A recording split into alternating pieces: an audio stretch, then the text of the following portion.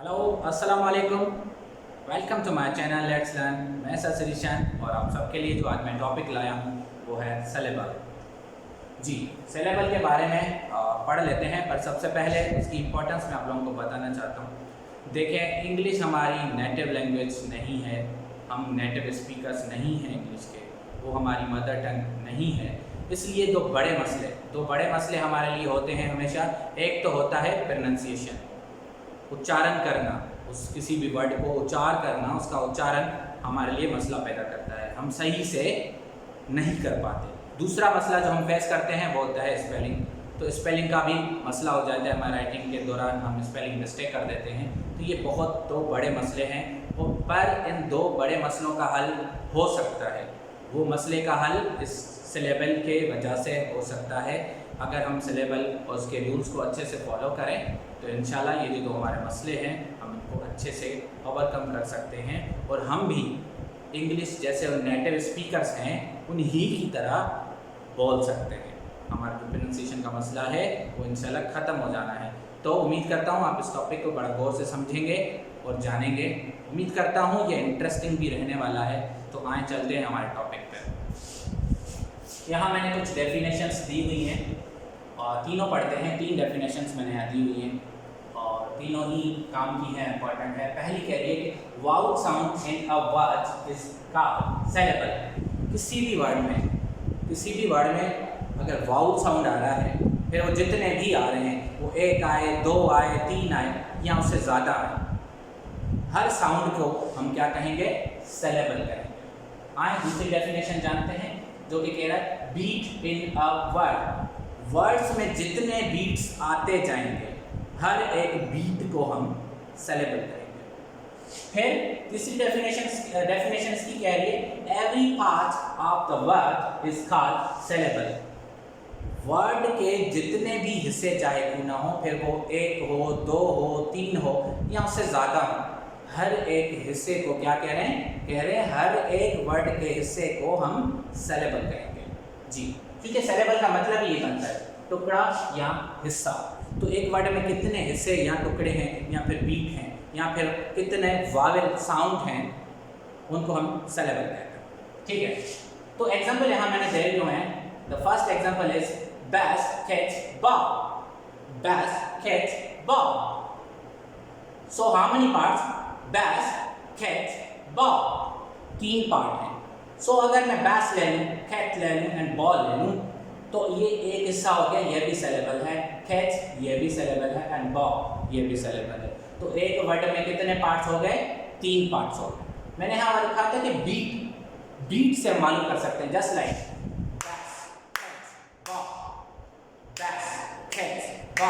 कितनी बीट्स आ रही? 3 बीट्स आ रही। तो एक वर्ड में कितने पार्ट्स हो रहे हैं, कितनी बीट्स हो रही हैं या कितने साउंड हो रहे हैं, उसको हम क्या कहेंगे? सिलेबल कहेंगे। दूसरा यहाँ पे वर्ड लिखा हुआ है garden. So what is garden? कितने पार्ट्स आ गए, कितने बीट्स आ गए, कितने साउंड? 2 साउंड आते हैं। यहाँ पे जो तीसरा हमारा वर्ड है वो है बोट। कितने साउंड आ रहे हैं? इसमें 1 साउंड आ रहा है। अब यहाँ क्वेश्चन एक अराइज हो सकता है कि भाई सर यहाँ तो 2 वाउल हैं और आप साउंड 1 ले लो। हाँ बिल्कुल, मैं एक ही साउंड ले रहा हूँ। मैंने कहा था वाउल साउंड लेना है। हमें कितने साउंड, कितने वाउल हैं उसकी बात हम नहीं कर रहे। बेशक ये 2 जरूर हैं, पर आवाज़ जो साउंड आ रहा है वो 1 आ रहा है। तो हमें वाउल की क्वांटिटी को, यहाँ नंबर्स को नहीं देखना है, हमें उसके साउंड पे फोकस करना है। तो यहाँ साउंड कितने हैं?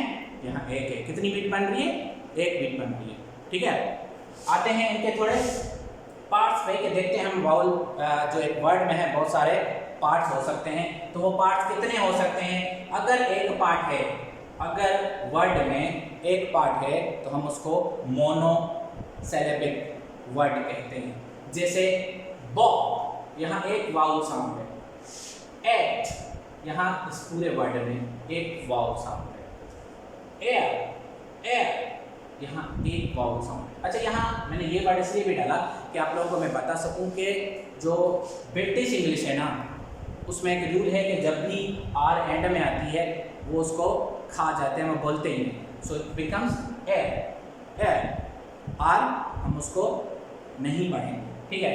अच्छा, दूसरी भी कूल ट्रिक है हमारे पास। एक तो बीट हो गई बा, then word is at and then word is, ठीक है। तो ये बीट से तो पता लग रहा है कितने से। इससे भी एक बढ़िया कूल ट्रिक है, वो ये है कि अपना हाथ अपने चिन के नीचे रखें, ठीक है। अभी वर्ड पढ़े बा, जितनी बार चिन जो है हमारी नीचे जा रही है फिर ऊपर आ रही है तो ये एक काउंट होता है। सो बा, one, at, one, at, one. कितने कितने बीट्स या साउंड्स हैं, या कितने ऐसे बन रहे हैं, एक बन रहे हैं। तो जब एक हिस्सा हो वर्ड का तो उसको हम मोनो कहते हैं, ठीक है। फिर दूसरा मैंने लिखा है हम बायो। बायो का मतलब है दो। जब एक वर्ड में दो हिस्से होंगे या दो साउंड होंगे या दो बीट होंगे, जो भी कह लें आप इन तीनों में से, तो हम उनको बायो सिलेबिक वर्ड कहेंगे। जैसे यहाँ वर्ड लिखा हुआ है एप्पल, बीट के हिसाब से ले लेते हैं एप्पल, या फिर ऐसे ले सकते हैं एप्पल। कितनी बार, दो बार ऊपर नीचे। सो कितने इसमें हिस्से हैं, दो हिस्से। अच्छा, दूसरा वर्ड ले लेते हैं कैरेट, कैरेट। सो कैरेट, यहाँ फिर ऐसे ले लें कैरेट। कितने हैं, दो। फिर तीसरा एग्जाम्पल यहाँ ले लें जो है टुडे। सो टुडे, कितने वावल साउंड हैं, दो हैं, ठीक है। कितने पार्ट्स हैं, दो हैं, ऐसे भी जान सकते हैं। टुडे, कितने, दो बने। ट्राई इट आउट, आप खुद से ट्राई करें। तीसरा, अगर वर्ड में तीन हिस्से हैं, तीन वाउल साउंड हैं, ठीक है, या तीन बीट्स हैं, तो हम उनको ट्राई सिलेबिक वर्ड कहते हैं। जैसे है अबैंडन, अबैंडन। खुद से ट्राई करें, ये करें, बहुत मजेदार है, आप लोग को समझ भी आ जाएगा। दूसरा मैंने यहाँ वर्ड लिखा है बनाना। सो बनाना, या फिर बनाना। सो दोनों ही तरीके हैं, आप जिससे आसानी महसूस करें उसी तरह आप करके देखें, ठीक है। तो तीसरा वर्ड यहाँ लिखा हुआ है मैंने, वह है absolute. So what is absolute, ऐसे ट्राई करते हैं एब्सोल्यूट। तो देखें कितने ऐसे बनते हैं, तीन। तो जी, जिस वर्ड में तीन हिस्से होंगे उनको हम ट्राई सिलेबिक वर्ड कहते हैं। फिर आखिरी यहाँ मैंने लिखा हुआ है जो है पॉली। सो पॉली सिलेबिक वर्ड्स कौन से होते हैं जी? पॉली सिलेबिक वर्ड्स वो होते हैं जिसमें तीन से ज़्यादा एक वर्ड में हिस्से हों, तीन से ज़्यादा। आइए देखते हैं, मैंने एग्जाम्पल्स दिए हुए हैं। The word is intelligent. So intelligent, कितने पार्ट्स हो गए? चार पार्ट्स हो गए। आराम आराम से करते हैं। इंटेलिजेंट, चार बार चेन मेरी नीचे हो रही है तो इसके कितने हिस्से हो गए? चार हिस्से हो गए। दूसरे वर्ड पे आते हैं एंड दैट इज communicated। सो पांच बीट्स आए इसके, देखें ऐसे करके देखते हैं। communicated, 5, तो 5 बीट्स में आए। आखिरी वर्ड पे है universal, universal, ऐसे ट्राई करते हैं। universal, 4। तो जी इसमें चार हिस्से हैं, चार बीट्स हैं या चार वाउल साउंड हम कह सकते हैं, ठीक है। तो ये हिस्से इस तरह से हमने बांटे हुए हैं। अगर एक है तो जो है मोनो होता है, दो है तो बायो, तीन है तो ट्रायो, या फिर उससे ज़्यादा हैं तो हम उनको पॉली कहते हैं, ठीक है। ये तो हमने बात कर दी हिस्सों की। अब इसके टाइप्स भी हैं जो बहुत इंपॉर्टेंट हैं, आप इन पे भी ज़रा गौर कीजिएगा, आगे जानते हैं।